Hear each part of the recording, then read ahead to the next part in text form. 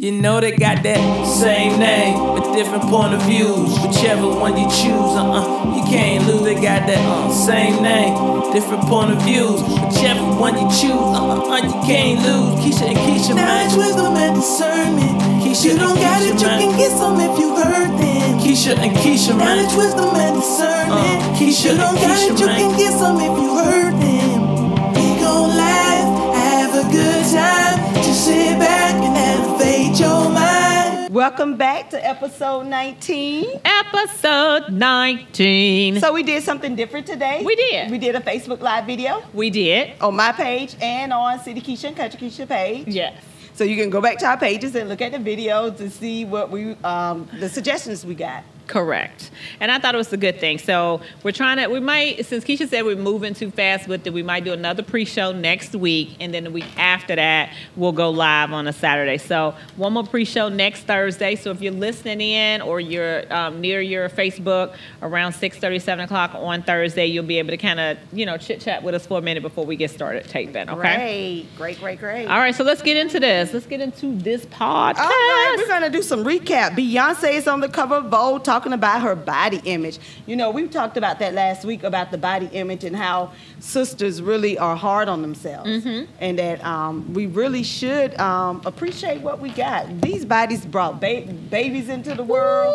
We have nurtured other folks' kids. Yes. So we need to stop being so hard on ourselves. On ourselves. You're right. I agree with you. And Beyonce said that she kind of slowed down after the twins and decided to just take a minute before she tried to get back in shape and just allow her body to do what it's doing.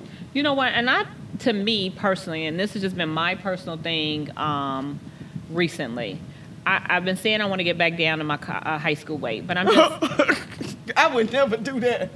That is crazy, girl, but go ahead. Okay. And I say that because if I'm heading that way, when I get to where I'm comfortable, I'm going to stop.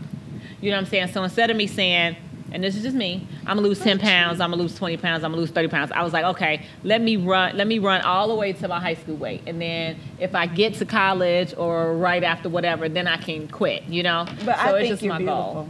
I'm not saying that I'm not. No, I'm just but saying right, because I really want to be able to move into the motivational speaking world. I want to finish my book. And I just feel like, how sometimes you just have this, I've been having these visions of how I'm going to look on the stage, doing my thing or whatever. And it's just my own personal thing. So, okay. Anyway, but so that is one thing. So last week we talked about Trump's star that was vandalized. This week they voted to have it removed completely. Because they keep having to pay for this thing to get, replaced. And who's going to keep doing that? Because some people in California do not like Trump. First of all, is he a star? What? Yeah, how did he get the star? All of them playing himself on every show, coming in as I guess. But but when you think about all the people who are just recently have been getting stars on the Hollywood Walk of Fame. Star. Okay. Hollywood. And they took years to get it. And then I'm like, he ain't made no great. Okay, let's move on. You got money, you can get anything you want. You can even be president. Well, there you have it. Go ahead. All right. And Trump's wall. So I was thinking about this wall, and there's so much controversy. Who's going to pay? And we all remember the campaign. He said Mexico going to pay. Now he's trying to slide this wall into every bill. He's trying to slide all these millions of dollars to pay for this wall, for us to pay for it. Okay. So I just thought about the wall, and I was thinking about the wall in East and West Berlin, and how did the wall affect them? And it had a negative effect. Well, they put that wall up and literally almost, I know it's facetiously, but in the middle of the day where people were at work separated from their families, there were families that never, which is kind of the same pretense, with all of the kids, with the parents who they've already sent back. And then now they have these orphan children, and now they got to try to figure out what they're going to do to try to get them back to their parents who they don't even know. You know what I'm saying? Like, it's just crazy. Well, and I was like, where in history did the wall work? And I was thinking about East and West Berlin. It didn't work. And you separated these people, and it ended up being to the point where they had to tear it down. So why would we waste money building a wall that eventually going to need to be torn down? Wait, once and then this fool is out. Well, and here's the other part of it. They going to Canada and coming in that way. And on the other side. Right, so you can't build but one it's wall. like, come on, man. Like, what are you But doing? he's not that bright. I think he needs to forgot about the East and West Coast. He forgot all about that. He just thinking about it. Right. And really, to me, it's just racist. It's saying you don't want brown people. Because today, his in-laws became citizens. Okay. But they ain't had no wall. They ain't had to climb no wall. Well, I will tell you this, that just like I was watching What Would You Do? You know that show that comes on CBS or whatever, or NBC? Yeah. With Kuno. I ain't and so this one girl, spoke up because it was some stuff going on, and she says, we're all immigrants. Like, outside of Native Americans, none of us is native to this land. So if people are fleeing a place because of the hardship, seeking asylum, because there's tons of people in Mexico that are still there and ain't thought twice about coming to America for nothing. Yeah. But the ones who are, like, I don't know. Okay. Seeking a better opportunity for your kids. Right. And it's not, and I asked the question, how do you get here legally? Because it keeps saying, come through legally. Right. How do you get through legal? You come to customs and you trying to... Yeah. You trying to... Or you marry Trump? Is that what it is? Okay, move on. When is it too late to date your friend's ex? Because if you don't believe in girl code... When is it too late or too early? Huh? Too soon. Too soon. Okay, too soon. So, like, if you don't believe in girl code, because I don't feel like you should ever do that, but if you don't believe in girl code, when is it too soon? And here's my reason behind it. I think nobody wants me to answer this question. Well, no, you can answer it. I don't. If they are two consenting adults and you're not in a relationship with them, the timing is up to them. Okay. So here's my other thing. So I got met with this situation where someone called me and I was talking to them and they was just telling me they've been, divorced from an individual for a number of couple of years. Okay. And one of her girlfriends, who I don't know if she's really close to her or not, I'm not sure, but I know they're friends, to the point that they hang out and do stuff together. And she said that they were having a conversation and just out the blue, she just mentions her ex-husband's name. And she was like, she don't know why she just mentioned it. And then she made the comment, he wants to be married again or whatever. And so it turned into, well, is she trying to fill her out? You know what I'm saying? So I guess that's why I'm asking about the too soon thing, because then it's like, okay, is she feeling like, okay, maybe I want to make a move and let me see how soon, So I was talking to another friend of mine at church, and her husband had got into it because she had listened to it, and then they had watched Queen Sugar, and she had heard our podcast, and we talked about it. She was like, her husband was like, ain't nothing wrong with her dating Remy, blah, blah, blah, blah, blah. So they went through this whole thing back. Wait, so you would date my sister? And he was like, no way. I ain't got time for that. That's probably blah, blah, blah. And so it's like, that's the same thing. She's dating her sister. But this is the thing. For the people who want to, I'm okay with it. That's the point I was trying to make. I personally don't care. And it's people that really care. Like you just said about I really care. Yeah, and that's for the people who really care. But my thing is that what you just said about the friend who was asking the other girl questions, and she was like, is she talking to my ex? Do it matter? Well, and I think who cares? I don't want to talk to him. Correct. And so I don't think it's about him as much as it is about our friendship, because then if we're close, you've heard me talk about my ex when he wasn't my ex enough. And so then I have to question your motives to be like, okay, so let me finish now. So if you sitting here and you're talking to me and you're getting all this information, I'm close to you and I'm upset about something, and you being a friend to me and you hearing me out because I need to vent or whatever, and then all of a sudden next thing I know y'all dating or whatever, and it's like, first thing is our friendship is over because you can't talk to me about him.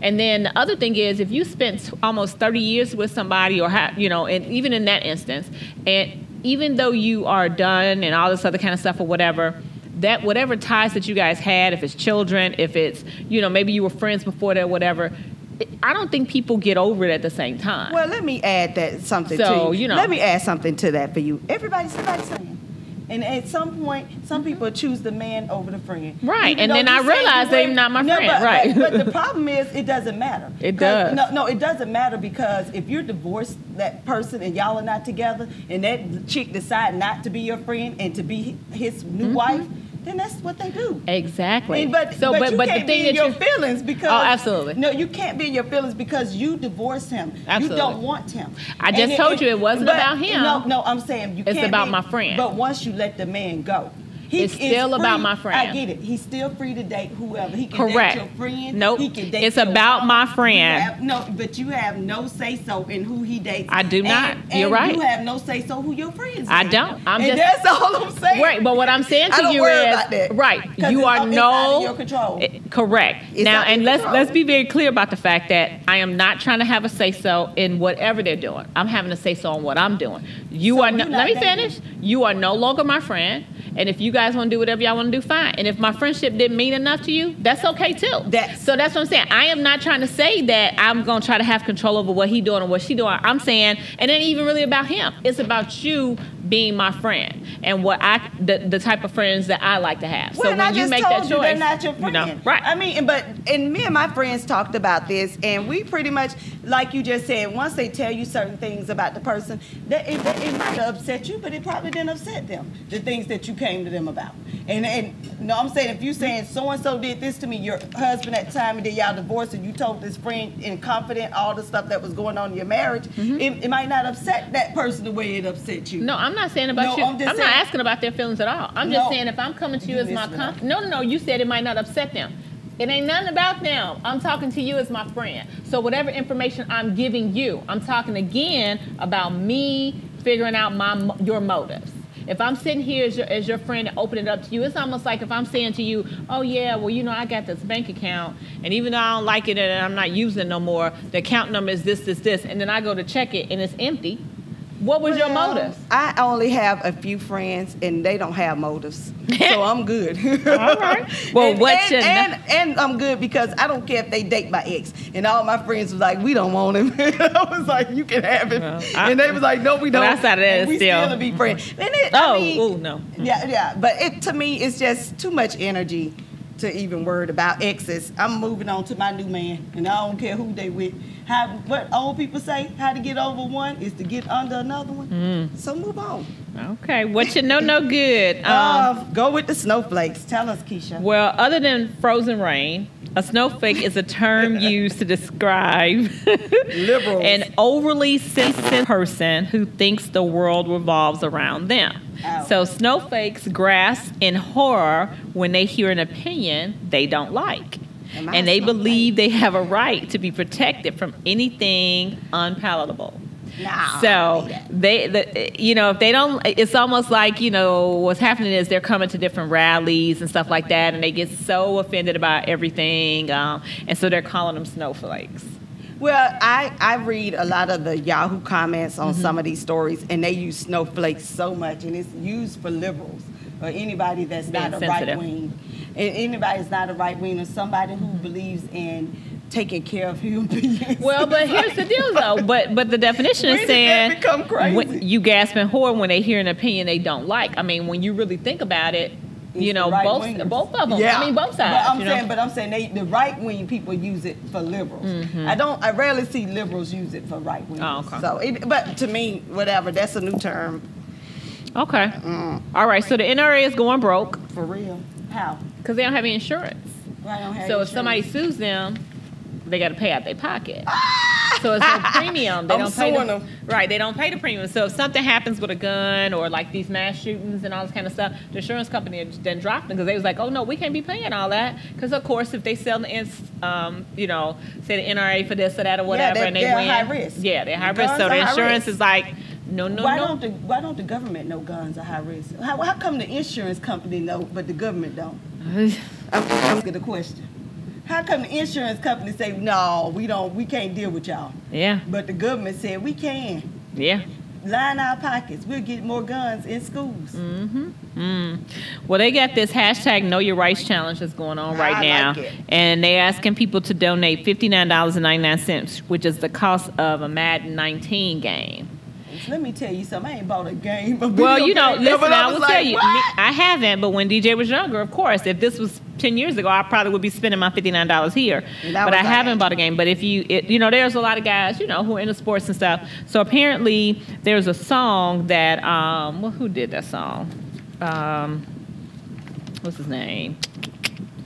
We had it in here. YG. Yeah, YG did it with Nicki Minaj and Big Sean. Big Sean is and so they did this song, and in there the song says, "We made an unfortunate." No, it says, "Feed me to the wolves, now lead the pack." And Kaepernick, your boys all caps. And blank your boys all cap. Yeah, I'm all Colin Kaepernick. But anyway, so they took Kaepernick out. Colin Kaepernick. Yeah, they took his name out of the song. And then they released a statement saying that we made an unfortunate mistake with our Madden NFL soundtrack. Yes. And members of our team misunderstood the fact that while we don't have the rights to include Colin Kaepernick in the game, that doesn't affect soundtrack. So apparently they said because they didn't have a right to him in the game, they thought they had to take him out the song as well. But, you know, it's neither here or there. So they're going to re-release it with the song, and it got released Monday. Okay, so what we're trying to say is we're not gonna let y'all mess with Colin Kaepernick. What? This movement is real. It's not for play. Right. So you can act like you don't. You can act like you don't know nothing, but we all watching, right? Correct. And that $59.99, yeah, you gonna lose that. Right. I mean, it's just we got to start putting our money where our mouth is. Bottom line, period. And what was the name of it, Keisha? The Madden 19. All right. Madden 19. Right. Okay. That's how out of touch I am with video games. Yeah, I mean, our kids are getting older, and yeah. But hey, I don't even care what they listen to. They do whatever. All right. So the question: do you have to apply to be a person's BFF? Girl. Or when does that happen? I don't know. Because for me, it's like, I have friends. Well, okay. And I have people I never talk to but once a week. Okay. Or once a year or once every blue moon. And we're tight as thieves. All right. But I guess, and I'm not talking about how frequently you talk to them. I'm just saying that a BFF. Right. Because some people, let me say about BFF, some people you have to talk to them. And then some people you don't have to talk to, and you're still, the bond is always there. Mm-hmm. So, but, well, and I think where I'm going with this is that... Do you have to apply? Right, because there are women who will, in order to get close to you, to be friends with you, will do all kind of stuff. You know what I'm saying? And you won't even realize it. Like, always offering to do things, going out fully out their way when you don't really need to try to force this friendship. Or, you know, say, for example, if you call me Kiki all the time, that was just your nickname for me. You've been doing that for 10, 15 years, right? And so then we meet somebody, they cool people, we go out with them, and we sit there, and they be like, yeah, Kiki, and say that to me. I'm looking, I'm like, right. I do that to your friend. Who? E. She told me only Keisha can call me E, and I've been calling her E ever since. I be like, what's up, E? Right. Okay. But we work together. All right. So, like, but my point is that... E. She was like, but Keisha called me E. I call you E now, too. Oh, God. But, you know I do that to your friends. But my point is like how, you know, you do that. And I'm thinking about the people who I've gotten close with. I can't put a date on when that happened. You know what I'm saying? It's just through whatever you get close to somebody, and then eventually you be like, you know what? You got my back. We down like that. Whatever. It's ignorant. Yeah, but there are a lot of women who. They got to, because there's ignorant. There's a lot of ignorant folks out there. We got to recognize stupidity when we see We it. do. We got to. And the thing is about genuine friendship, being yourself. Myself, a lot of people can't take me, and I'm okay with it. It's, you know, people that's gotta have friends. I don't have to have friends. I'm like, and the people that take me. The people who don't. Oh, I Jesus. understand. I can't with this one. I really can't. I promise you, I can't. Hey, Jesus, keep me near the cross. Keep me near the cross, Lord. Because I promise you right now, I cannot with this one. We were at a sorority retreat. And did you say that? Okay. Yeah, sorority retreat. Whatever, because you be the first one to tell me. Say what? Don't matter. Anyway, so we were at a sorority retreat, and when I left, I told my brother, I said, "Oh my God, thank God I'm home. Oh, I'm so glad to be home." Some people got on my nerves, and he said, "More than likely, you got on my nerves." I said, "You know what? You probably right." God. Okay. Oh my gosh. Okay. So you got to recognize that in yourself. Yeah. And it's okay. Mm-hmm. But he was like, I think you might have got on them people's nerves. Oh, God. Like, you know what? You might be on Right. something. So. All right, so we're going to move on to politics and news. Do anybody know what QAnon is? QAnon. Well, we're going to tell you. Tell us, girl. It's a group that is making numerous accusations that are floating around that suggest that Clinton and Obama are in cahoots with Russian President Vladimir Putin. So it ain't Trump. It's Right. Clinton and Obama. Then others suggest they, along with Hollywood figures and other world leaders, are participating in global pedophilia rings. Q suggests that all these figures are secretly wearing location tracker ankle monitors, so their whereabouts can be monitored at all times, and that they will be sent to prison very soon in an event the theory's followers call the Storm. This is a movement on the right wing that says Trump will save the world.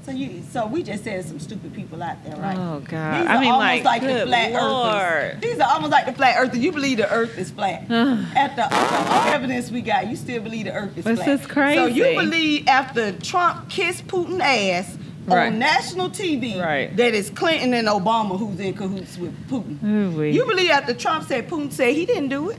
I believe Putin, and not our own national security. He believed Putin. Why you keep on that man Putin? like Putin. you Putin. That's it, it ain't Putin. I cannot you Putin.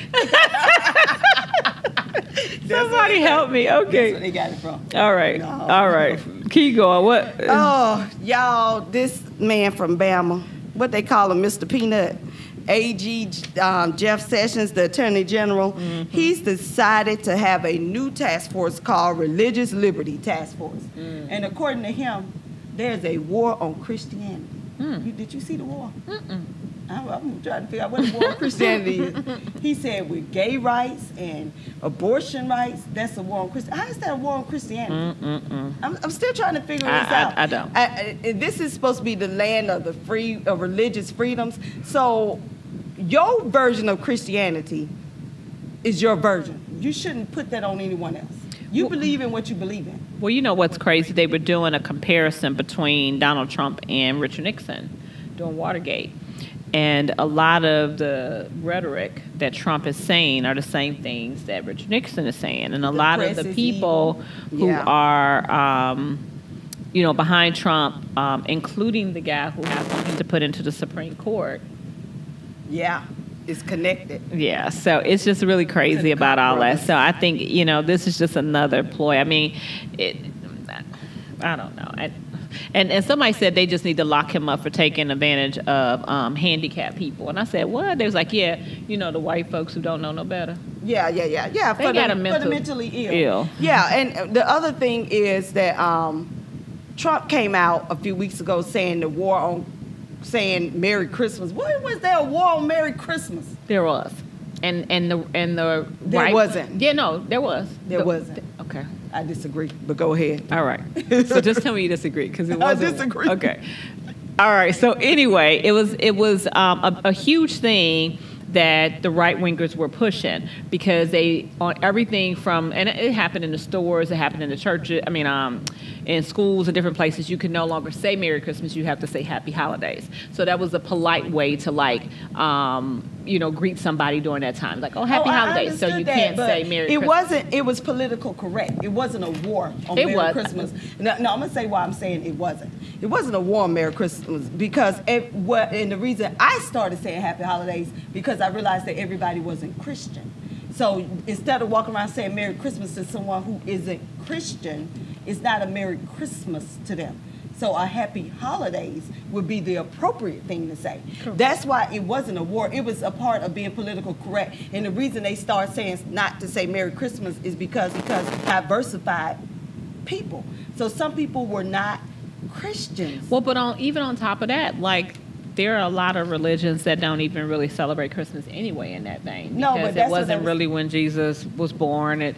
No tree. I mean, like all of the stuff that the Europeans when they were colonizing and enforced a lot of these things, it wasn't even the stuff that was really associated with it. So that's why I was saying it's not a war. I know it's so funny how they so strung out on Christmas when if they really did their history. But it goes back to what a pagan holiday that they created and attached it to a Christian principle. Yeah. Okay. If you really do your history, y'all know when Jesus was born. And it wasn't on December 25th. It wasn't December 25th. We could take that day and observe it, but let's be for real. And then the other thing is no tree. And that's the other thing about Christmas. It's about giving. Yeah. So and to say and this is the thing about my Christianity. I'm not here to force it on anyone. I'm Christian, but I don't want to say Merry Christmas to a Muslim person or a Jewish person if that's not what they are. And it's not saying that they got to say Merry Christmas. No, we totally you ain't got to tell me Merry Christmas. I'm good. Yeah. Jesus did everything. He died on the cross. He did. And that's all he needed to do. So what happened with also in New York? So in New York, they're getting ready to get a new attorney general. Well, the election, right? So they... And right now, the Democrats are leading, right? The Democrats are leading. So all the Democrats that are running, and we got one sister that's standing out. Her name is Tish James. She interviewed and said that all the Democrats that are running have decided to pick up where the last AG left off, that they're going to go after Trump. And they right behind Mueller. So they're like, he ain't safe. You know what? But then here's my only thing. Win. Right, and here's my only thing with that. I think that there definitely needs to be some focus on that issue. But again, we got to start making sure we're keeping ourselves strong enough to be able to run against him in the next couple of years. And so, just raising up a great candidate and doing that kind of stuff. So just like the girl who's in Georgia, we talked about her before, who was running for governor. Abrams. Yeah. And she was on, what's her boy at night? The African dude. Trevor Noah. He was on Trevor Noah. What? And she was saying how, people were really trying to clown her about, her race and different stuff like that. And she said when she walked in the rooms to do different things, but she was just like, my platform stays the same. These are the things that I'm running on. It make a difference what color you are. Stacey Abrams. And Stacey Abrams. So that's why I appreciate it. She was very, we smart up in here. We bringing y'all knowledge. I really enjoyed her interview. It was really good. Okay, speaking of interviews. Well, and with that being said, we got more people coming out, which is great. Speaking of interviews, Don Lemon and LeBron James interview, it sparked a tweet from 45. Oh God. 45 don't watch CNN, but 45 be watching CNN. Mm-hmm. How you know what's going on CNN? Because you're watching. You're watching. And he gonna talk about something. LeBron James was interviewed by the dumbest man on TV. He had a mirror. He had a mirror when he put this up. He was talking to himself. I'm like, did he call him the dumbest again? Do he even listen to the fact that he can't form a sentence? He made LeBron. He don't even know the Pledge of Allegiance. He made LeBron look smart, which isn't easy to do, is what he said. I like Mike. And so LeBron, the reason why that happened is because when LeBron sat down with Lemon, they asked if he would do an interview with him. He said never. No, he wouldn't. He said never. But and this was his thing. He says because he's using sports to divide the country. Yes. And he was like, his very first encounter with people that weren't his color was through sports. And he was like, that to him, it's like he's taking something that bring people together and is trying to use it to divide people even more. And he's like, he's just not about that. And I respect him from that. Do you remember your first time meeting a white person? Yeah. Yeah, me too. I was going to say because... Oh, you mean like really meeting them or something? No. No. I do because my neighborhood was black. My school was black. Everywhere I went was black. And when I remember that white people were so foreign to me growing up. So your doctors and that was one of my horror stories. I went to a dentist. He was a white guy. And I literally was scared out of my mind because I had never had a white person touch me.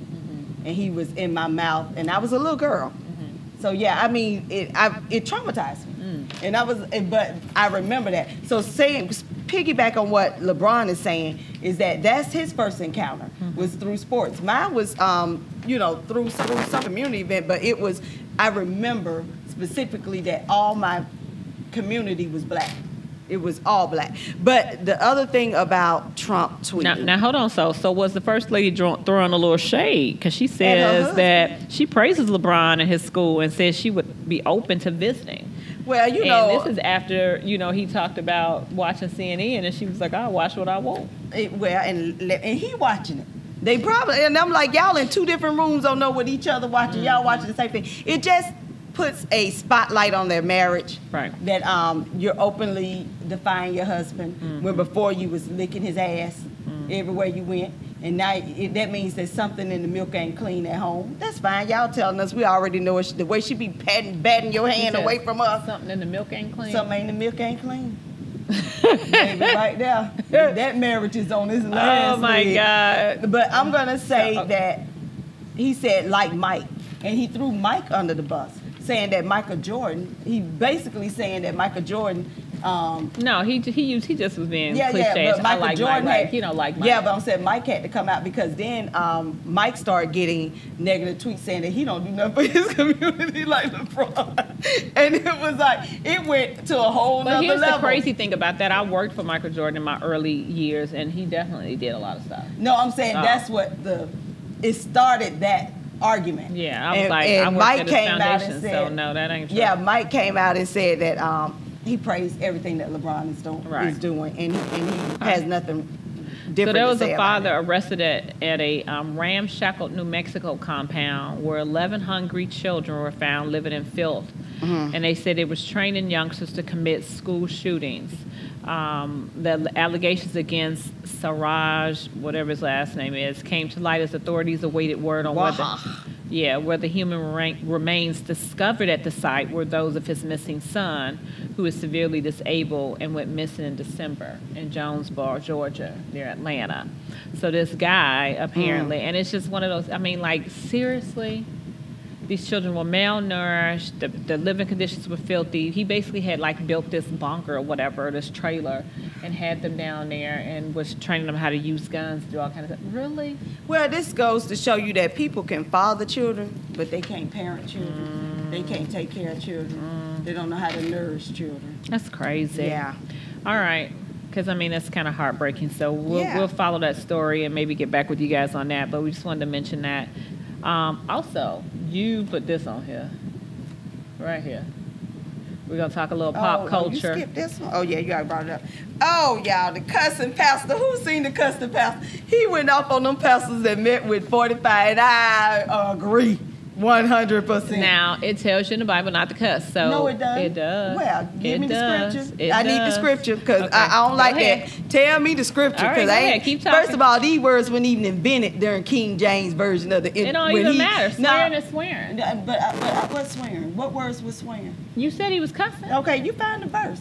You Okay, keep the looking. cussing and swearing is the same thing. You ain't crazy. No, I'm totally not crazy. Right, and you know that and the scripture cussing exists. pastor is 100% But you right. know, Go ahead, that's cussing pastor, because the don't play, message Keisha, he you ain't brought. crazy. You I'm know not. that. Oh no, I'm not. The message he brought is the message we need. You gonna sit around the table with 45 and praise him for what? What has he done for this community? Nothing. Nothing. He don't even like you. The message he just said to LeBron and Don Lemon. Two educated men and smart men, because if LeBron built a school, he ain't too stupid, okay? So for the fact that he did that, and then you turn around and praise him, what kind of men are you? And you ain't of no cloth, of no Bible. Give me the scripture, Keisha. Well, I mean, I'm gonna pull that up, but he could get his message across without doing that. I know that. But he didn't want to. He wanted to cuss. Okay, well, Ephesians 4:29. Let no corrupt talk come out of your mouth, but only such as is good for building up, as fits the occasion, that it may give grace to those who hear it. But Colossians 3:8. But now you must put away anger, wrath, malice, slander, and obscene talk from your mouth. In Ephesians 4, I mean, I could go on and on. I mean, and listen now, and here's what I'm saying. Anybody can say whatever they want, okay? Thank you. But James 3, from the same mouth come blessings and cursing. My brother, these things ought not to be so. So he has taken an oath, pastor. But you know what cursing to mean whom much right is there. given. You know what cursing mean right there. It ain't the words. It's about curse, your family being cursed. Okay. Blessings and cursing. Okay. That's the interpretation. All right. There's tons of them to tell you that you shouldn't be cussing. Now No, it's tons of saying you should be on your best behavior.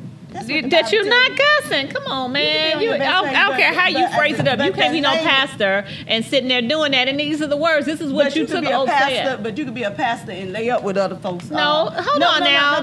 Don't do that, because I'm not saying that. Wait, I'm gonna give you a point. So I'm gonna hush up and let you talk about it. But I did not say that. So go ahead. No, my point is sin is singing.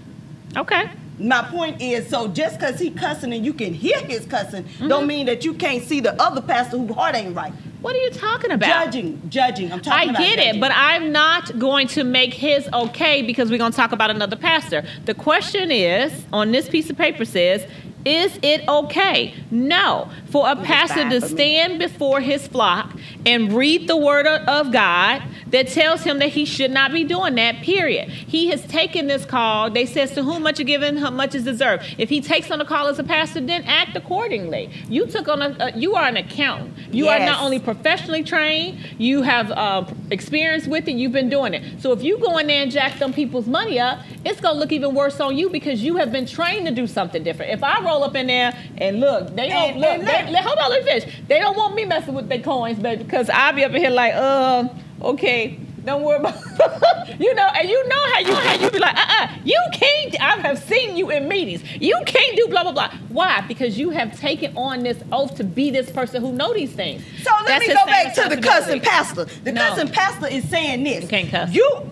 No problem. But you just gave your spiel. I'm gonna give you mine. Right. So he's saying any man of the cloth who sat with 45 and tried to tell us that 45 had our best interest at heart was wrong. He said, and that's what he said. He used cuss words, but the message is still the same. Let me tell you this. Did we not talk about that last week? No. Hold on. I'm asking the question, yes or no. Did we talk about it last week? Let me finish my point. You can stop talking now. Don't trip. I pause, but let me finish my point. What you just said about accounting, and going back to the pastor, if you know that these men sitting around this table did not do what they were supposed to do as far as the Heavenly Father said, he did the right thing to bring the message to the people. He did. And let me tell you something. I brought the message to this podcast last week, and I didn't cuss, and I got my message across. We're talking about business. All right, let's move on. That's yours. He I get it. Cuss. All right. And guess who got to face God? Guess who got to face God with his cuss words? Not you. Let's talk about Kelsey Grammer's fourth wife, because you be. Come on. I'm for real. I get it, but it's almost like you asked a question and asked if something was okay, right? And then it was.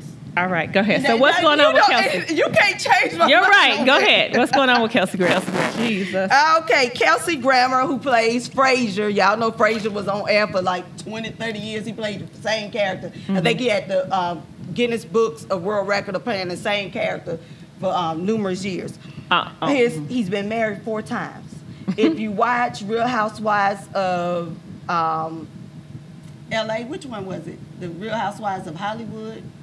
The one with his wife was on with the other ladies. Like, okay. All right, go ahead. The Vanderpump lady. Oh, okay. Yeah, remember, she was on there with them. And I remember a specific episode where she took all the cast to his play in New York. He did not know she was coming. They were still married, and he was cheating then. And everybody knew. It was exposed on camera, on reality show. So now he married that lady, the 4th lady. He divorced her. So the lady he was cheating on with at the play, he married her. Okay. Yes. So the 4th lady, he married her, and they got how many kids? What? When he divorced, what's her name? They got married 2 weeks after divorce. The 4th lady. And she decided to have him get a tattoo of her name on his private parts to stop him from cheating. Girl, because that's how she got him. Girl, now tell me what sense that made. It don't make no sense, because what does that have to do with anything? She think it makes something. And he said this on late night TV. Oh, Jesus. Okay. All right. She had her name tattooed on his private parts. She said it's the perfect way to keep Kelsey Grammer from repeating their sordid Can we move on? history. Because that should have been down, and ain't nobody got time for that. That's exactly what that should have been. So are you done talking about that? I'm going to give you your piece with that, because we need to keep this show moving. No, I ain't got nothing. That's stupid as it. I mean, come on. All right. What happened at the Asian nail salon? I can't. Oh, my God. Have y'all watched it? So this Asian nail salon, this sister went in and got a pedicure and a wax on her eyebrows. Her eyebrows, she said, was jacked up. So she told him she's not paying for the eyebrows. They went and got the owner. He locked the door, trapped her in, talking about she gonna pay for these eyebrows. So he called the police, and if the police say she don't have to pay, then she don't have to pay. But until the police say it, he not gonna let her go. I call that kidnapping. What you call it? Kidnapping. I mean, that's kidnapping, right? I mean, you can't hold nobody without their will, cause they don't want to pay. You can put her name up on the paper. You can put her name up in her picture and say never to do business with her, but you can't hold her there. You know? Yeah. I don't know what he doing. He must don't know the law. He think he in Asia somewhere. So it broke out in a fight, and they, somebody videoed. Yeah. And you can see the employees, the nail technicians, they whooping ass with brooms and everything. They beating these people down. Oh my Lord Jesus. And he comes out and make a statement, and this is his statement, saying that she was trying to leave without paying for. How much do it cost to get eyebrows waxed? I know how much it costs. $8 to $10. I'm like, was it worth it? And the thing is too, and this is why I'm so picky about my nails and my hair and the eyebrow stuff, because like you said, nails is a little bit different. But once it's done, somebody cut your hair or jack it up or make it fall out, or if they cut your eyebrows, what you doing? You got to wait weeks for them to grow back. Well, and that's what she said this. She said he kept saying, I can fix it, I can fix it. She was like, there were no eyebrows left to fix. You cannot fix it, dude. Oh, and that's where the argument came in. They were trying to fix it, and she said no. And then my thing is once you mess me up, there is no fixing. Right. I'm just going to let my eyebrows grow back. That's right. All right, so Kevin Hart teamed up with Knowledge is Power program, KIPP, and United Negro College Fund to award scholarships to 18 students who attend HBCUs. So from his Help from the Heart charity and KIPP, they each donated $300,000, and then he also gave $100,000 in 2015.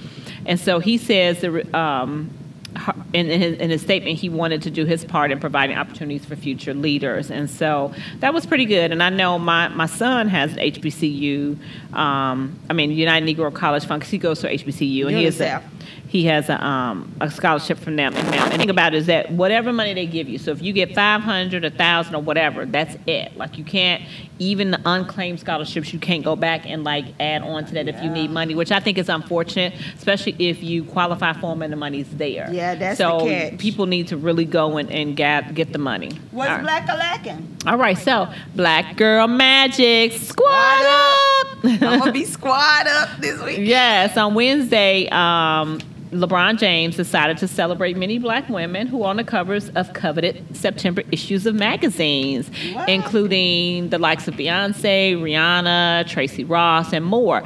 And he says, nothing in this world is more powerful than the colored woman. Ooh, he says, thank you all for continuing to not settle and setting great examples in life for so many looking up to you for inspiration, guidance, and love. And he was like, my daughter is watching, #woman power. And the white women got upset.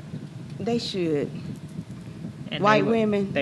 They did not like it. They said that black women are not the only women who's gone through any kind of suffrage, and God damn! They God, did. what the hell is you talking about? That's what they said, and so he needed to just pay respect to women. Period. And here's the deal.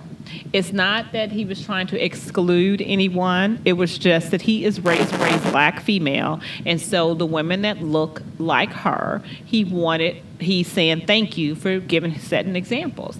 And even for me, like, I know that women had women's suffrage, but when you talk about slavery just along in itself, like sometimes you know how I am. I can't even watch those movies. I get post-traumatic. Can I say something? I'm gonna say something, and I want every white woman to hear this. That's LeBron's message. If you want, he ain't got to give the message to you. This is his message. Stop telling people what you think they should be saying. He said what he wanted to say. He is not. I'm so tired of people treating LeBron like he a slave. They want to tell him where he can play basketball. They want to tell him where he can't open a school. Listen, he ain't a slave. Thank God he don't have slave mentality. Mm-hmm. No, I'm just saying. He's not a mental slave. If he wants to give black women props, thank you, LeBron. Yeah. White women, sit down. You get enough props. Yeah. What are you complaining about?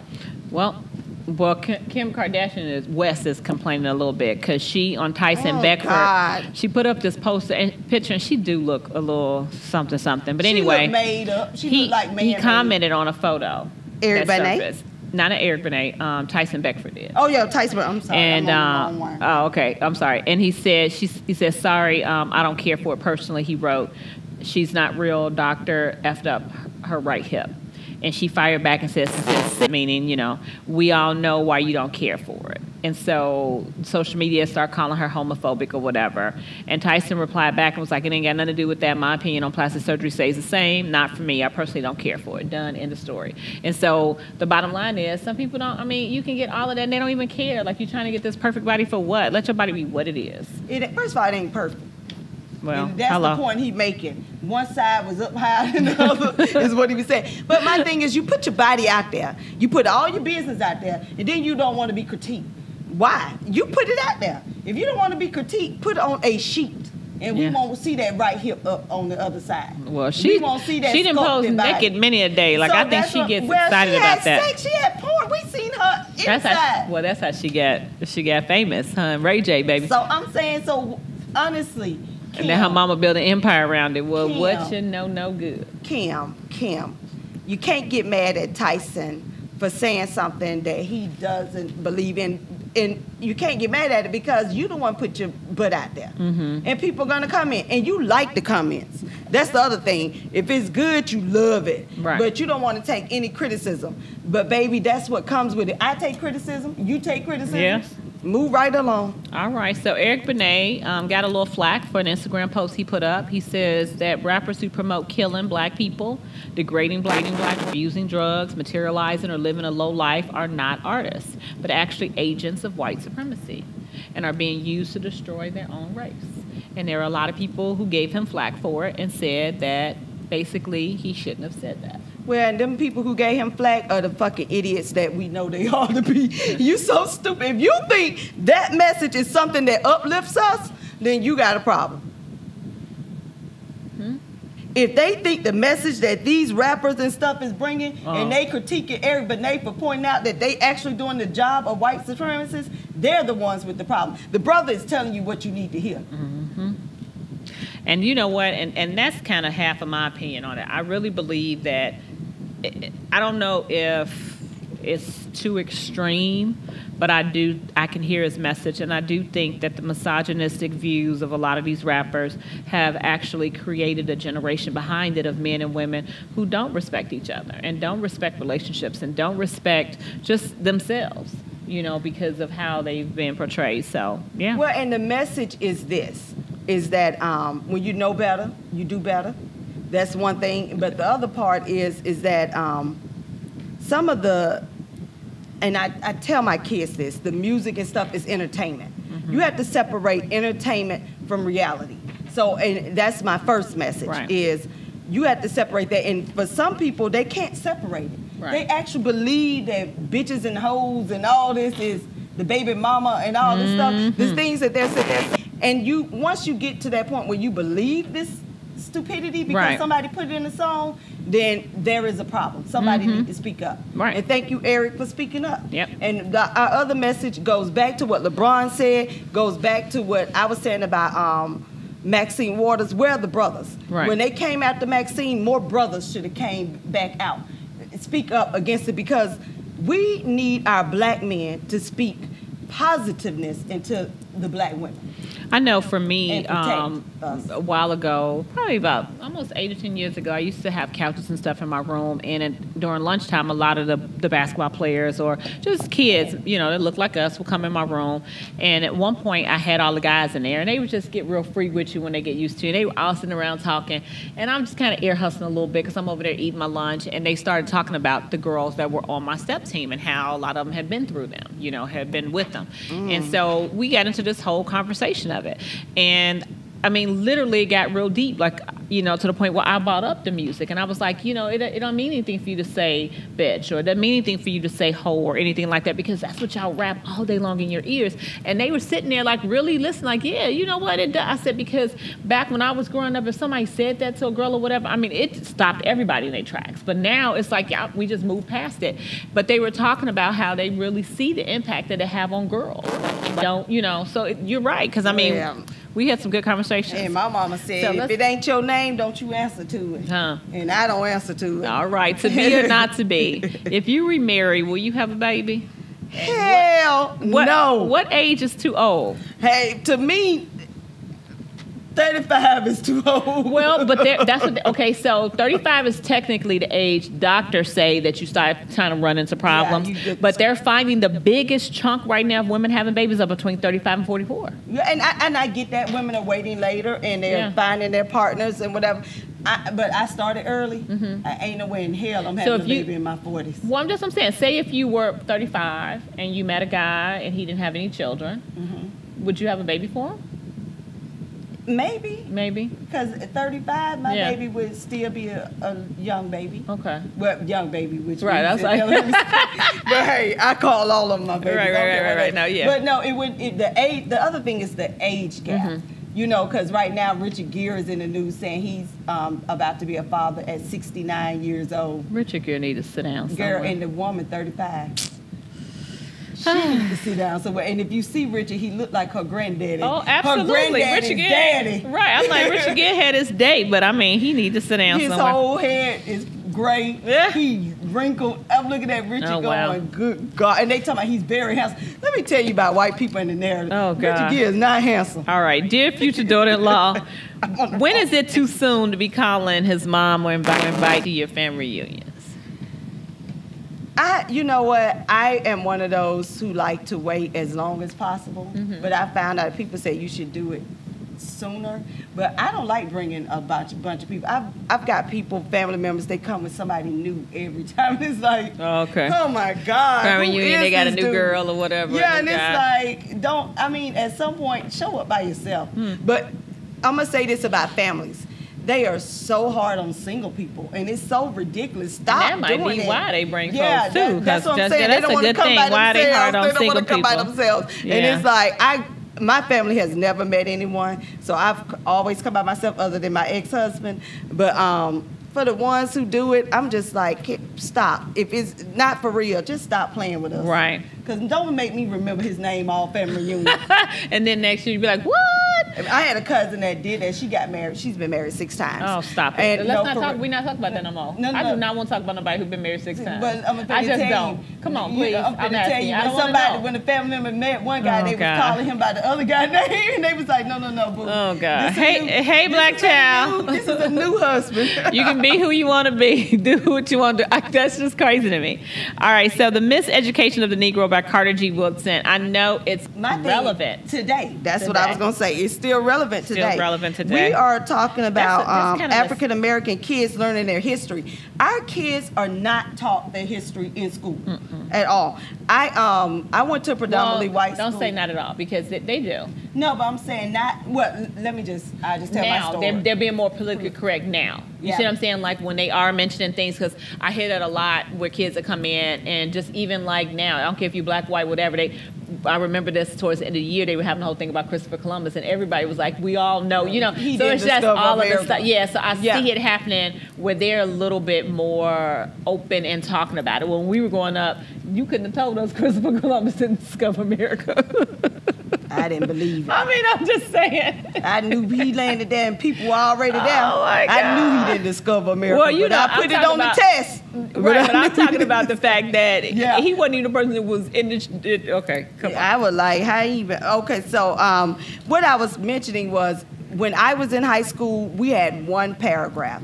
And they put Martin Luther King and Malcolm X in the same paragraph. See, and that's crazy that you grew up in the South and they did that. But for me, like, we were so rich in history. Like, we had the museum. We had, Black History Month, baby, was some serious stuff. Like, you knew so much and you got involved. I mean, like, and that's what cracked me up it was alarming to me when I got down here on how much I had to educate my son. And I'm like, I'm in the South where you would think that people, like growing up in Black communities and stuff, that y'all have so much pride and everything. You in the South is racist. No. But you said you went to a black school, you lived in a black community. I'm talking about your community responsibility. I'm talking about that was our community. Well, every community center, every neighborhood, that's what we did, right? But I was little then. I was even really when I was little. Yeah, no, we didn't do it then. And even in that community, no. But when I moved when I went away to the HBCU and I had my first African American history class, and that's when I learned about Nat Turner.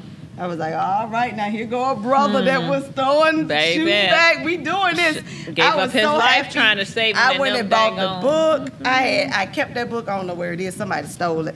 But the thing is so relevant today because I listen to our kids and they so out of touch with what we contributed to this America, what we contributed to the world. They honestly believe some of the narrative that we didn't contribute to nothing and we stupid. And I heard this guy on YouTube. I don't know. That's what I'm saying. I don't think our children today believe that as much as because. Go ahead. No. I was just thinking that he's still relevant today. Yeah. This book is still relevant. Oh, it's definitely still relevant. And it's not that it's bad as it was when I was growing up, but I'm saying it's not as far as along as I would like it to be because we shouldn't be still down to correct. No, you're right. And we should be learning stuff every day, and it should be in the books, the textbooks, and we have to go separately to really get down and deep into what Americans have contributed to this country. Okay, so let's talk a little bit about finance. What you want to talk about this week? Girl, I'm talking about saving. Okay. I'm going to go back to saving. Okay. And I'm going to talk about how good it is to save for something and then go buy it. Because I know people like, I just want to go in there and buy it. But what about when you save for it? When you say, I am going to be diligent, because that's the other part about saving is being diligent. That we've gotten to the point where when we lose the fun and just stick it to something, like you were saying earlier about being diligent with this show, is saying to yourself, I'm gonna put $10 up every week, and then you reward yourself with the end product that you wanted. Correct. And it also teaches that you just don't run in there and grab stuff. Kids think you just go in there and grab it. I know Aiden told me, just write a check. He's like, stop playing with me, write a check. I don't know where the money comes from. I was like, boy. But it also teaches you how to, it's the reward, it's the end product. But I think that we need to make saving fun and not so much as a drag. Absolutely. Remember they used to have the Christmas accounts where you can save and stuff like that. Yeah. All right. With education, with all the changes to security this summer, I think I want to just take a second to just reiterate for you as parents to know the new ways schools are doing things when it comes to safety. Know the right numbers and important people you should be taking, who you should take down their numbers, and whatever it is, whatever the evacuation plan, what you expect in case of an emergency, because you don't want something to happen and then you flounder and trying to figure it out. So if the plan is that all the kids evacuate this way, or the plan is that they'll send out a robocall, the plan is that if you hear this or that, because they've taken away preparation period. And so you just need to know, especially if you have young children. I know high school children, it's a little bit different, but if you have elementary and middle school children, you need to know. A lot of times there's parents who barely know the teacher's name, but know the name, know what room that they, and seriously, what room they go in, where they're located. They have like 10 teachers. Yeah, that's what I'm saying. No. But your homeroom teacher. Right. Know your homeroom teacher. When they give you their schedule, they'll get a schedule the first day of class, put that on the refrigerator so you'll know, because you'll know where they're supposed to be at a certain time. So what if their class at the end of the hallway and something happens and they're in science? Take a picture. Yeah, so. Have it in your phone. Right. Save it as a document. Because we got all this technology. Use it. Yeah. So I'm just saying that to just know that. Like I told you last week, you just need to set some goals, academic goals, but also knowing the emergency plan. So be a parent. You say be a parent. Be a parent. Ain't nobody got time for. Let's talk about this. Ain't nobody got time for that. What happened, girl? The man in Maryland get arrested for trying to take his driving test with a gun, marijuana, and $15,000 in the car. I call that gangster.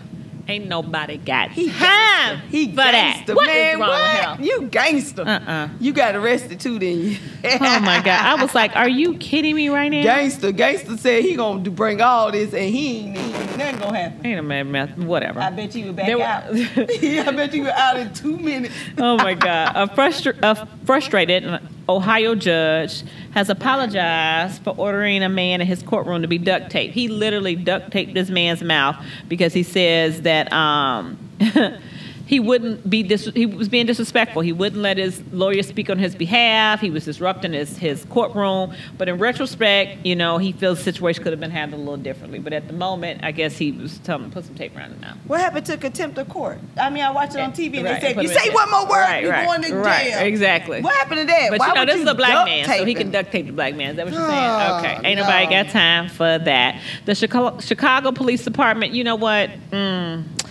Has been accused of allegedly leaving a partially open parked truck filled with Nike sneakers in a black neighborhood right next to a basketball court.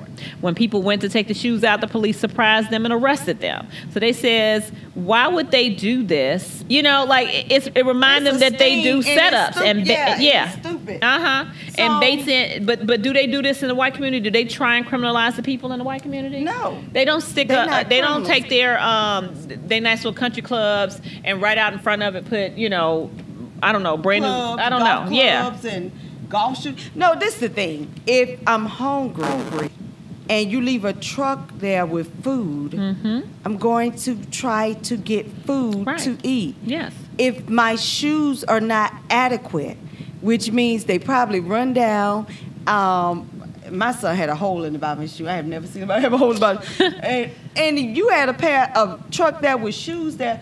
Why? I mean, it's something that they need. You put it there, and if they get it, you say they stole. You know, I mean, you arrest Well, let me them. tell you something. Ain't nobody got time That's a for that. trap. Like you said, it's about to be school time. They need new shoes. They're like, well, why would they And leave they it here if they parents- didn't want us and- to take them? it They was should a just put a poor sign on it, neighborhood. you know. They- And then as soon as they go in there, you arrest them. It's like you baiting and setting them up for what? Like, what was the whole purpose? These kids, if there was no truck there, they wouldn't go to jail. Nothing would happen. But No. because it's there, it's like that to me is just ain't It's nobody got foul. time for It's that. foul. It's It's foul. foul.